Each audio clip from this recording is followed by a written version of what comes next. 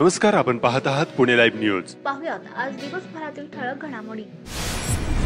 पुणे नाशिक महामार्गावर राजगुरुनगर जवळ होलेवाडी बाह्यवळण रस्त्यावर रविवारी दिनांक 16 जून रोजी दुपारी 2च्या सुमारास अचानक रस्त्याच्या मधोमध हायवा ट्रक पेटला आहे. या घटनेत कुठलीही जीवितहानी झाली नाही, मात्र ट्रकला अचानक आग कशामुळे लागली हे स्पष्ट झालं नाही. प्रत्यक्षदर्शी नागरिकांच्या मते खेड बायपास भीमा नदीजवळ घडलेली ही आगीची घटना संबंधित वाहनाच्या डिझेल टाकीने पेट घेतल्यामुळे घडली आहे. स्थानिक नागरिकांनी सांगितले की पुणे नाशिक महामार्गावर रविवारी दुपारी होलेवाडी तालुका खेड बाह्यवळणावर राहुल होले यांच्या हॉटेल संस्कार लगत रस्त्यावर एक हायवा ट्रकला शॉर्ट सर्किट झाल्यामुळे ट्रक जळून खाक झाला. हा ट्रक बाह्यवळणावरून मंचर दिशेला चालला होता.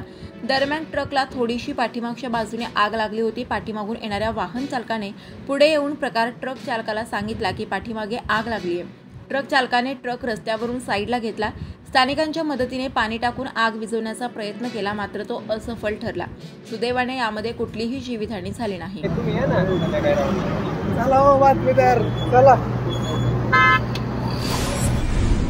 आयसर मालवाहू वाहन आणि दुचाकी यांच्या अपघातात दुचाकीवरील एक जण ठार तर एक जण गंभीर जखमी झाल्याची घटना घडली आहे. कुमार दीपक गोपाल बडगुजर, वय वर्ष 25, सध्या राहणार सावरदरी, तालुका खेड, जिल्हा पुणे, मूळ राहणार यावल, जिल्हा जळगाव असे या अपघातात ठार झालेल्या तरुणाचे नाव आहे. तर अमित भाऊसाहेब भोसले, वय 22 वर्षे, सध्या राहणार वासुली फाटा, मूळ बारामती, हा गंभीर जखमी झालाय. सदरचा अपघात दुपारी 2च्या सुमारास सावरदरी ते वासुली फाटा रस्त्यावर घडला आहे.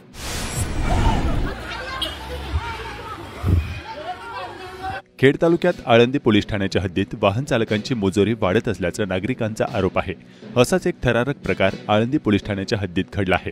भरधाव कार चालकाने नागरिकांच्या अंगावर भरधाव मोटर कार घातल्याची बाब समोर आली आहे. पोलिसांकडून याबाबतची अधिकृत माहिती देण्यात आलेली नाही.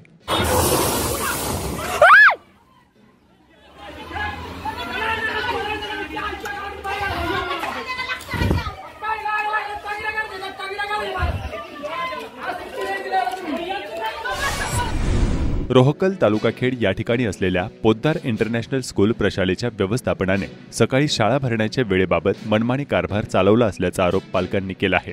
इयत्ता 1ली ते 4थीची शाळा भरण्याची वेळ सकाळी 9 नंतर ठेवण्यात यावी असे शासनाने आदेश दिलेले आहेत.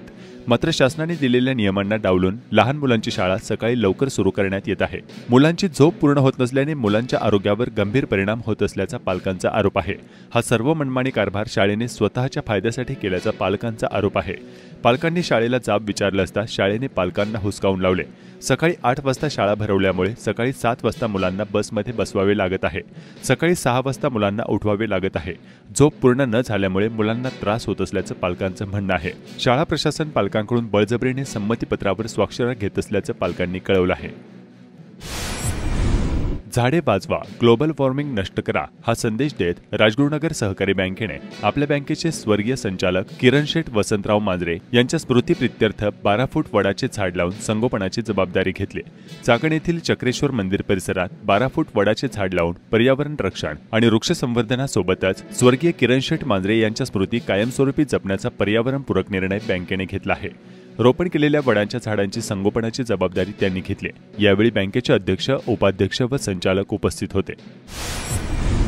चाकण मार्केटमध्ये 5 गाव गुंडांनी हप्त्याची मागणी करत दहशत माजवल्याप्रकरणी चाकण पोलिसांत खेड बाजार समितीच्या वतीने तक्रार दाखल करण्यात आली नाही. एका संचालकाने दिलेल्या फिर्यादीनुसार गुन्हा दाखल करण्यात आला. बाजार समिती प्रशासनाने आपली जबाबदारी झटकली. अखेरपर्यंत या प्रकरणी प्रशासनाने तक्रारच दिली नसल्याची बाब समोर आली आहे. सदरचा प्रकार समोर आल्यानंतर संतप्त झालेल्या आडत्यांनी बाजार समिती प्रशासनाला रविवारी धारेवर धरले.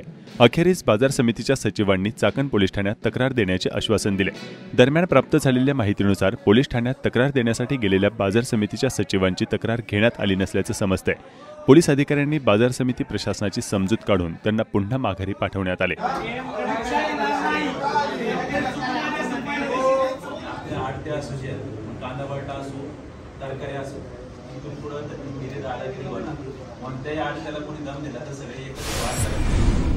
शहर आणि पिंपरी चिंचवड शहरासाठी अत्यंत महत्त्वाचा असलेला पुणे रिंग रोड प्रकल्पाबाबत महत्त्वाची माहिती समोर आली आहे। महाराष्ट्र राज्य रस्ते विकास महामंडळाने प्रस्तावित केलेल्या पुणे वर्तुळाकार रस्त्याचे भूमिपूजन हे महाराष्ट्र राज्याच्या आगामी विधानसभा निवडणुकांपूर्वी होण्याची दाट शक्यता वर्तवली जात आहे।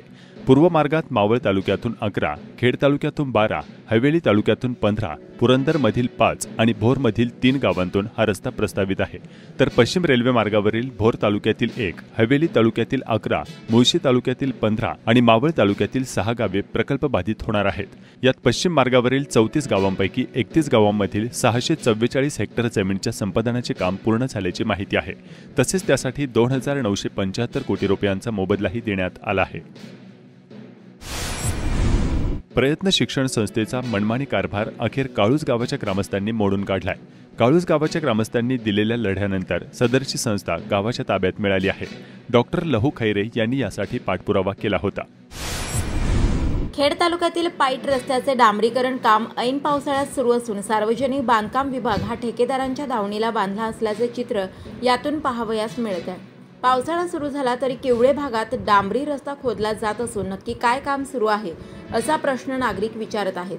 खेड तालुक्यातील सार्वजनिक बांधकाम विभागात एक ठेकेदार काम भरतो तो राजकीय पाठिंब्याने अन्य सब ठेकेदार यांना कामे वाटप करतो अशी धक्कादायक बाब समोर आली आहे।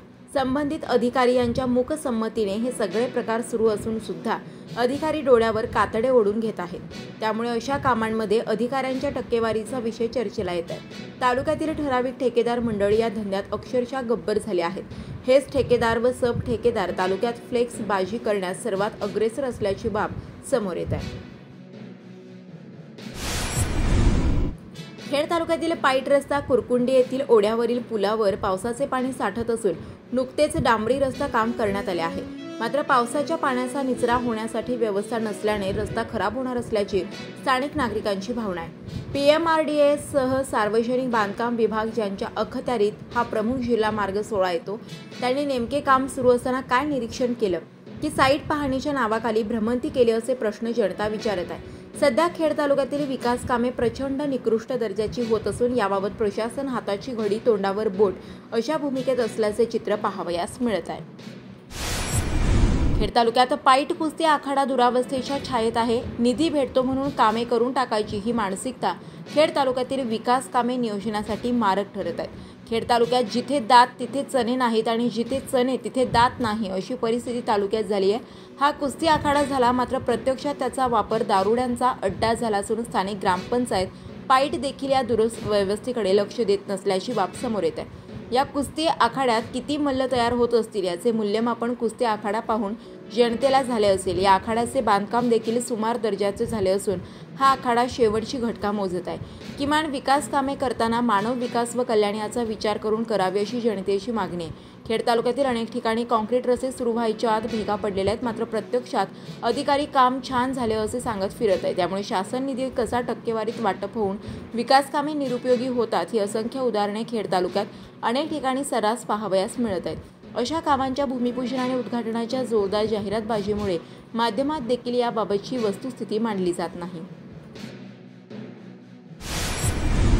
पुणे नाशिक राष्ट्रीय महामार्गाच्या संदर्भात सोशल माध्यमात अनेक चर्चांना उधाण आले आहे। याबाबत या राष्ट्रीय महामार्गाचे समन्वयक दिलीप मेदगे यांनी काय सांगितले पाहूया। आता मी पुणे नाशिक महामार्ग चाकणमध्ये आहे। गेली 2 दिवस झालं मला या परिसरामधून अनेक फोन आले की पुणे नाशिक महामार्गाचे जे काही एलिव्हेटेड कॉरिडॉर जो होणार होता तो रद्द झाला आहे। त्यामुळे मी ज्या लोकांचे फोन आले त्याच्याकडनं मी एक जे नोटिफिकेशन राष्ट्रीय महामार्गाने काढलेलं आहे ते मागून घेतलं। तर ते नोटिफिकेशन वाचता असं लक्षात आले की हा जे नोटिफिकेशन आहे ते पुणे शिरूर रस्त्यावरती -2400 ते 12700 या किलोमीटरमध्ये जो एलिव्हेटेड मेट्रोचा जो प्रोव्हिजन होती त्याच्यापुरती जी टेंडर प्रक्रिया स्थगित केलेली आहे असं नोटिफिकेशन राष्ट्रीय महामार्गाने हे प्रसारित केलं आहे आणि ते माझ्या समोर आता आहे।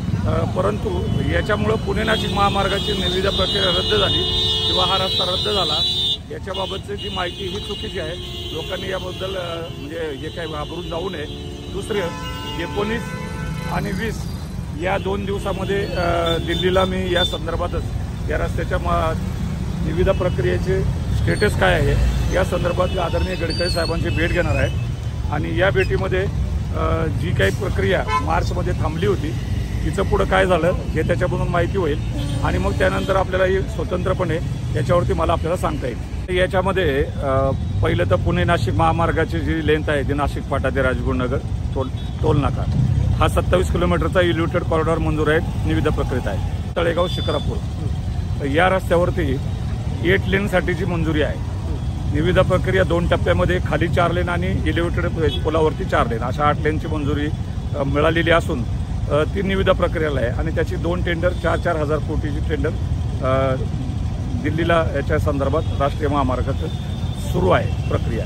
फक्त त्याच्यामध्ये आता मला उद्या परवा जी माहिती घ्यायची आहे त्याच्या 2 गोष्टीसाठी मी जातोय। आनंदाची गोष्ट ही पण आपल्याला सांगावीशी वाटते की आदरणीय गडकरी साहेब या परिवहन याच्या खात्याचं 10 वर्ष कार्यभार सांभाळत असताना आपल्या ह्या 2-3 महत्त्वाच्या रोडला त्यांनी मंजुरी दिली आणि त्याच्यानंतर आज तेच खातं त्यांच्याकडेच परत आल्यामुळं कमीत कमी ही रस्ते पूर्ण होतील याची 100% शाश्वती आता निर्माण झालेली आहे। कारण देशामध्ये एक सकारात्मक काम करणारे मंत्री म्हणून आदरणीय गडकरी साहेबांचे एक उल्लेख होतो आणि त्यांचा सत्कार आणि त्यांचा सन्मान करून पुन्हा त्याच याच्या संदर्भातली आम्ही विनंती करणार की याच्यात या प्रक्रियेला तातडीने सुरुवात करा। पुणे नाशिक हा जो कॉरिडॉर दुसरा जो MSRDCने डिक्लेअर केलेला आहे तर त्याचा आणि ह्या रस्त्याचा कुठेच संबंध नाही। तो संपूर्णपणे नवीन रस्ता आहे, तो बंदिस्त कॉरिडॉर आहे, त्याला काही ठिकाणी शेतकऱ्यांचा विरोध आहे। पण मला सुद्धा एक असं या बाबतीत वाटतं की हा जो रस्ता होणार आहे हा टोटल बंदिस्त असा रस्ता होणार आहे आणि याच्यामध्ये पूर्ण कंपाऊंड त्याला केलं जाणार आहे। त्याच्यामुळं उरलेल्या ज्या शेतकऱ्यांच्या जागा जमिनी राहतील तर त्याला त्याचा काही बेनिफिट होणार नाही आणि म्हणून जर शेतकऱ्यांचा विरोध असेल तर तो मला कधी कधी तो शेतकऱ्यांची बाजू घेतला तर तो योग्य वाटतो। आणि राहिला विषय पुणे नाशिक हा जो इंडस्ट्रियल कॉरिडॉर की जेणेकरून हे जे वाहतूक आहे त्यांना हा स्वतंत्रपणे ही फास्ट मार्ग न्यायची आहे तर त्याचा तो उद्देश फक्त तिथल्या ज्या एवढ्या लेंथमध्ये जी काही वाहनं येतील किंवा इंडस्ट्रियल कॉरिडॉर जो करून जो काही त्यांना इंडस्ट्रीसाठी जो काही सप्लाय आणि त्याची जी वाहतूक करायची ती वेगाने व्हावी एवढंच त्या निमित्ताने त्यांचा हा उद्देश आहे। परंतु मला असं वाटतं की हा रस्ता जर पूर्ण झाला, आज आपण पाहतो की जे बायपास झालेत किंवा सिन्नरपर्यंत ह्याही रस्त्याला आता बऱ्यापैकी वेग आलेला आहे आणि हे जर चाकण तळेगाव हा जो एकदा हे इलिव्हेटेड कॉरिडॉर संपले की या संपूर्ण रस्त्याला वेग येईल आणि त्याची फार अशी आवश्यकता मला तरी वाटत नाही। परंतु आता पुढे काय होईल त्याला मी नाही सांगू शकत। आदर्श ग्राम सिद्धेगव्हाण या ठिकाणी विद्यार्थ्यांचे शालेय साहित्य भेट देऊन स्वागत करण्यात आले। जिल्हा परिषद प्राथमिक शाळा आदर्श ग्राम सिद्धेगव्हाण येथील इयत्ता 1मध्ये प्रवेश करणाऱ्या विद्यार्थ्यांचे शाळेच्या पहिल्या दिवसानिमित्त स्वागत करण्यात आले। यावेळी मुख्याध्यापक श्री गणेश गोसावे, सिद्धेगव्हाणचे लोकनियुक्त सरपंच दौलतराव मोरे, उपसरपंच स्वाती मोरे आदी उपस्थित होते। खेड तालुक्यातील विविध प्रशालांमध्ये नवागतांचे स्वागत करण्यात आले। थोडक्यात खेड तालुक्यातील शाळांमधील या उत्सवात एक नजर टाकूया।